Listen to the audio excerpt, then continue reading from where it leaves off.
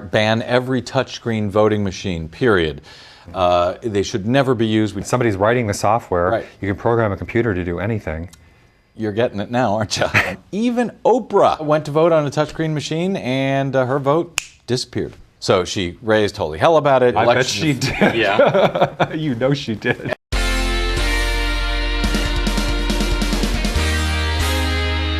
The 2000 and 2004 presidential races raised awareness of election integrity issues, with the infamous hanging Chad and accusations by both sides that the other was trying to steal the election. But how common are issues and errors in all elections, even the ones nobody pays attention to? Machine glitches, computer errors, and poorly designed ballots. Today, political blogger Brad Friedman from Brad Blog is here to shed light on the trustworthiness of our elections. Great to have you here today, Great Brad. to be here. Thank you, Greg. So, well, we just had the big election. How did this year's presidential race go compared with the last two? Well, I guess if you were one of the winners, you thought it went fine. Unfortunately, a lot of the Politics aside, how about on politics aside, we had a mess. We had yet another mess on our hands where millions of voters were not able to cast their legal vote, and even more millions of voters have no idea if their vote was counted or counted at all or counted accurately. Better or worse than the last two elections? We're still untangling it, frankly. I can tell you overall, the electoral system has gotten far worse than it was going back to 2000. So what are some of the issues then that we saw this time around, since it's gotten worse? Well, we saw, and there's really this sort of two sides of the same coin on this election integrity issue. We got the front end voting roll issues, purging of those voting rolls, access registration, to that type registration, of stuff. That business, right. Intimidation and so forth. And then the back end, are your votes actually counted? Are they counted accurately? We've privatized the voting system, and using these computers that we just simply have to trust that they're reporting the numbers correctly. So both of these things are an issue. You can't have one without the other. You can't worry about one without the other.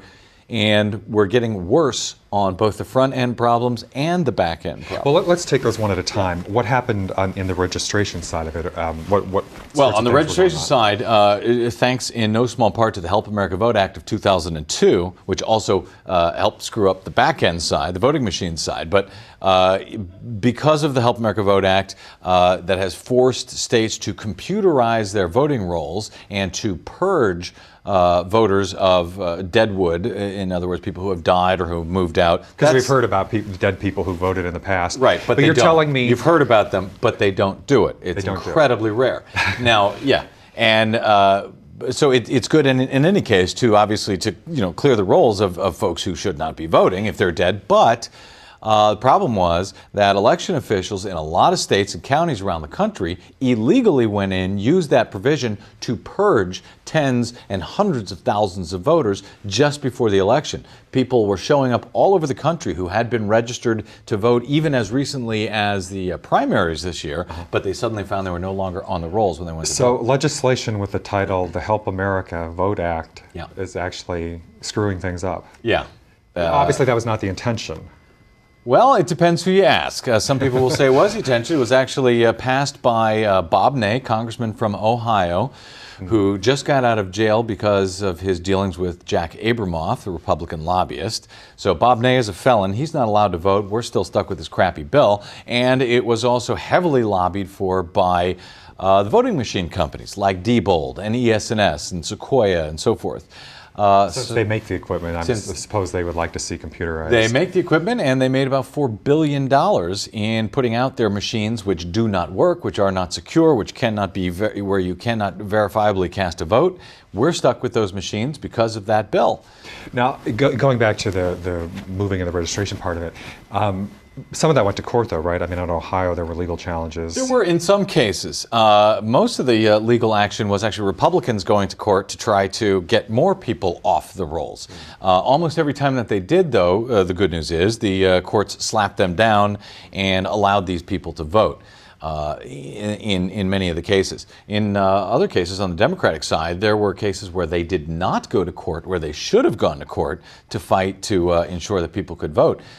They were though the Democrats will tell you that they've done more than they have ever done in the past, that is true. They still did a woeful job, in my opinion, of ensuring that people could cast their vote, and a unforgivable job in not fighting the problems that we have with the voting machines themselves. Well, since the whole point today is to shed light on the problems and hopefully help come up with a solution or start the debate on the solution, what should they be doing that they're not doing, or either party when it's whoever's playing the games? What should be done to help the integrity of the system? We need a lot of electoral reform, as I say, in particular because we've made things worse since 2000 rather than better. One of the things we can do, for a start, ban every touchscreen voting machine, period.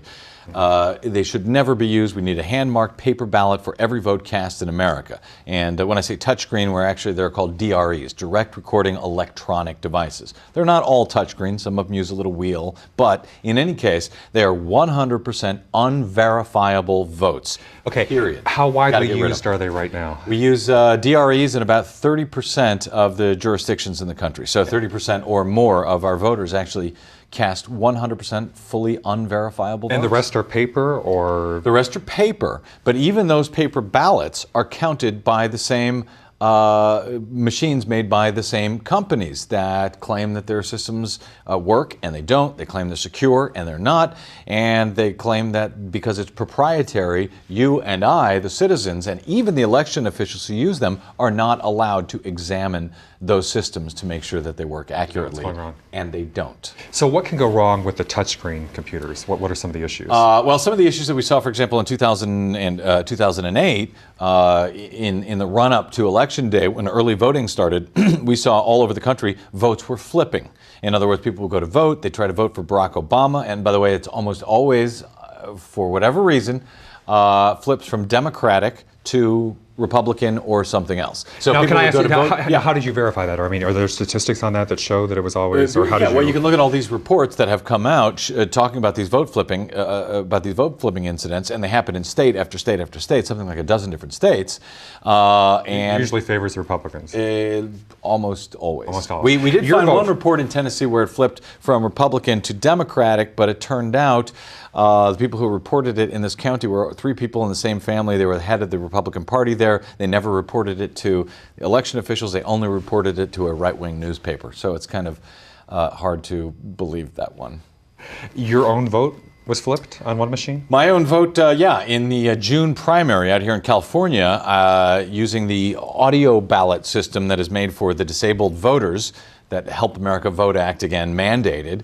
I voted, and 4 out of the 12 votes that I cast, when they were printed out by this machine, were printed out incorrectly. 4 out of 12 of them. Now, thankfully, I'm not blind, and these systems were largely made for folks who are blind. Now, did you specifically request to be able to use that machine? I did. How does that work? Okay, yeah. because you're okay. And anyone can use them. You can vote on any system you want. So I asked to vote on this system to see how it worked. And, as I said, thankfully, I'm not blind, so I was able to look at what was printed out and saw that 4 out of 12 of them were printed incorrectly. Had I been blind, however, I would have never known, and I would have cast 4 out of 12 of my votes for people who I did not want to vote for. So when you catch the error, what do when it flips your vote? Well, in this case, and I had been telling folks, bring a video camera when you go to vote. So when that happened to me, I was able to videotape it, take photographs of it with my little cell phone video. And it was those photographs and that video that was helpful to the election director out here in Los Angeles County in figuring out why that occurred. But a lot of other people, they had their votes flipped. And we saw this in 2004 too, by the way, and in 2006, which is why this year we said, hey, get out there, bring your camera so that when this happens, we can document it. And we were able to document some of this. Yeah, videothevote.org did a great job. But we need more people to document this problem because it's absolutely horrifying. Even Oprah. Yes, I saw that on your blog. Yeah, she went to vote on a touchscreen machine and her vote disappeared. Yeah. Now, what do you do in that case? So that's different than flipping, right? It's just well, gone. no, it's similar because what she did was she tried to vote on the electronic system. By the time she got to the end of the ballot and the review screen, she found that her vote for president was no longer there. So she raised holy hell about it. I bet she did. Yeah. You know she did. And the election, the poll worker said, well, you just have to keep pressing until you get it to stick. The problem is, even if you get it to stick, and even if your vote doesn't flip on a touchscreen, there's absolutely no way to know that that machine has actually recorded your vote accurately. It's scientifically impossible to ever verify that any DRE, usually touchscreen system, has ever verified a single vote has ever recorded a single vote accurately as per the voter's intent. Impossible. We'll pick up on that in just a second. We'll be right back.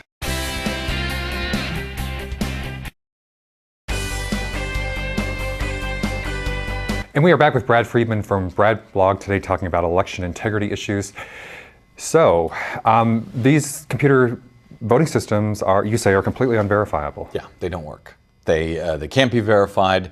If they do work, I'd love someone to. I've been asking for months and months, actually going on years now. I was trying, to election officials, to the voting machine companies, asking them for evidence that any single vote ever cast on a touchscreen DRE system was ever recorded accurately as per the voter's intent. Any evidence whatsoever. They haven't given me any because none exists. This is an insane way to run our voting system. So your point is that what about paper trails? Do any of these machines have paper trails, or none of them have paper trails? So a lot of the touchscreens do have paper trails. They're meaningless. Meaningless, okay. They can be gamed. Well, for a start, they're not counted. That's the dirty little secret about these little paper trails that come off of some of these, like little cash register, credit card type paper trails, if you can read them. Diebold, by the way, even includes a magnifying glass with their touchscreen, literally, to read those paper trails, because that's how small and difficult they are to read. But they can be gamed, those paper trails, in such a way that even if someone did bother to count those paper trails, 100% of them, they could match up perfectly with the internal numbers on those machines that have similarly been gamed. So what do they do with them if they're not counting them? I mean, nobody ever literally looks at them. They just go in a box somewhere and they get thrown out, or? Yeah. Okay. That's it. That's it. And I guess the question is also about the software that the machines are running. Yeah. I mean, somebody's writing the software. Right. You can program a computer to do anything. You're getting it now, aren't you? Yeah. And actually, a documentary that I'm in just came out on this called "Murder, Spies, and Voting Lies," the Clint Curtis story. And I'll do a base plug for it here, votinglies.com, because you can get more information on this extraordinary story of a Republican computer programmer who was asked by a sitting congressman, so he says, to create vote rigging software on a touchscreen voting machine. It's a terrifying story, and he's been trying to raise hell about this for years. Everybody was ignoring him. I paid attention, started investigating his story, and it's absolutely terrifying because it looks quite legitimate, and you've got dead people at the center of this story, but it shows just how easy it is for a single person to be able to flip an entire election. And when I first broke that story back in 2004, people thought, oh, this is crazy, it's conspiracy theory, that can't happen. But since then, we have had now study after study in states like California, Ohio, Colorado, at universities like Princeton, and so on and so forth, where they have confirmed exactly what Clint Curtis was trying to say in this film, that a single person can flip an entire election like that without leaving. So in this case, how did the single person flip the entire election, or what happened? Well, in the case of the software that he created for the sitting congressman, it basically would have allowed you to walk up to a touchscreen voting machine, and if you knew where the invisible ballot buttons were on the screen itself, for example, over the letter R in the word president, if you knew to touch that button in a special sequence, however you wanted to program it, it could simply flip the values of the votes inside that machine. Period. Now, currently, are the votes counted at the precinct level and then go up to the state level, or are they all fed into a central computer, or how are the actual votes? It depends where you are. We have about 13,000 different voting jurisdictions in this country, and they all do it differently. So some places, when you're dealing with a DRE, a touchscreen, those will be counted right then and there, right on that machine, and then those totals are sent back either by the internet, which I'm sure you find very secure, or somebody actually drives the memory card over to the central headquarters, and it's counted that way. With paper ballots, sometimes they can be scanned at the precinct. Other times, the paper ballots are sent to the central headquarters and they're scanned there. Now, even with paper ballots, you say that there's the problem because the scanner that is reading the ballot has issues. What are some of the issues? Those don't work either. And they can be gamed just like that as well. There's another documentary, Hacking Democracy. It was on HBO, Emmy-nominated documentary. Terrifying. It shows, for the first time, we see that a computer scientist, a security expert, has come in to a mock election using paper ballots on a Diebold OpScan system, has access to that memory card, and is able to flip the entire election, such that the only way you would know it was flipped is if you bothered to count those paper ballots. Because the machines reported just the opposite of what was on those paper ballots. And we knew what was on the paper ballots because they showed it in the film, how they were voting for this in this mock election. Problem is, of course, this was down in Florida, where it is illegal to examine a paper ballot once it's been counted by a machine. It's actually illegal. But in the rest of the states, where it may not be illegal, it's often never done at all. It's very infrequently do they bother to examine those actual ballots. And I've heard there are even problems with machines that they're affected by humidity, or they can get dust buildup or something. Yeah. Or the problem too is that every time they do a count, it's different, right? You never get this when they run the paper ballots. Yeah, we had through. cases exactly leading up to, again, to the '08 election. We had cases where they were counting ballots, for example, from the primaries, the same set of ballots in the same machine. They couldn't get the same number to be reported twice. So why do you get different numbers? What's because these machines don't work. I mean, and I don't know how to say it any better, but they simply don't work. And yet we are relying on these machines that can take the same ballots and scan them, the same machine, and give you different numbers, or you take the same ballots and put it in several different machines. Because remember, if you're doing precinct-based scanning, for example, you'll have a scanner at each precinct. The same ballot can be counted differently depending on the sensitivity of the particular OpScan machine in question. This is a nightmare. Well, it's interesting, we often think of technology in a lot of ways as kind of the savior, or making society better, or improving our life, and certainly the internet we think of as taking us to a new level with many things. But you think that's one of the worst possible and scariest scenarios for elections is internet voting. Internet voting, yeah, that's my next nightmare that I have to deal with. Yeah. Yeah, it's absolutely insane. It's somewhat maddening to have to even respond to this notion that people are actually thinking about using the internet. They can't make the internet secure. The Department of Defense computers are hacked. The CIA computers are hacked. They want to put our democracy, the very lifeblood, voting, the lifeblood of our democracy, out there on the internet? Are they insane? The answer is yes. They were saying that China had hacked into some of the government computer systems, so we could have foreign governments hacking the election systems. And currently, though, internet voting is used by the military. Sort of. It was actually, there was a scheme for internet voting put together for the military in 2004. They had the sensibility to show it to some computer scientists before they implemented it. The computer scientists said, no, are you kidding? This is insane, don't do it. They shut down the program because of it. And then in 2006, they said, okay, well, let's just do it again now and just not tell those computer scientists about it.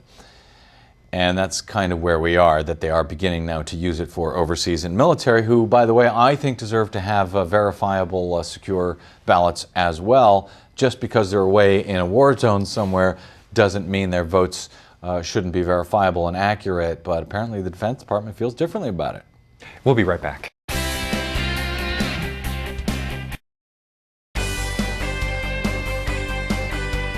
And we are back with Brad Friedman from Brad Blog. Well, I think one of the most interesting points you raise, and again, I think kind of scary, is that we basically outsourced our election system to private companies at this point. Yeah. I mean, are there any jurisdictions that completely have it in-house with their own people, or is everything private companies are running this the whole way through? Very few. The vast majority of our electoral system has been, as you say, completely privatized by corporations who nobody is allowed to see what they do. And they claim proprietary trade secret interests. There are a few jurisdictions, for example, Oklahoma went out, they bought their own optical scanners and immediately fired the corporation that they bought them from and said, we're going to create our own in-house program. Now that only makes things slightly better, but at least there's some oversight and the corporations can't claim trade secrets, so you can't examine how we program these. Other places, still very few, but still hand count their ballots. Up in New Hampshire, for example, 20% of New Hampshire counts their ballots by hand at the polls that day, that night. And they rarely have a problem in those precincts. Well, we know corporate America has had problems with mortgages and Wall Street and various scandals, but going back to Enron, I mean, we know we can't always trust corporate America.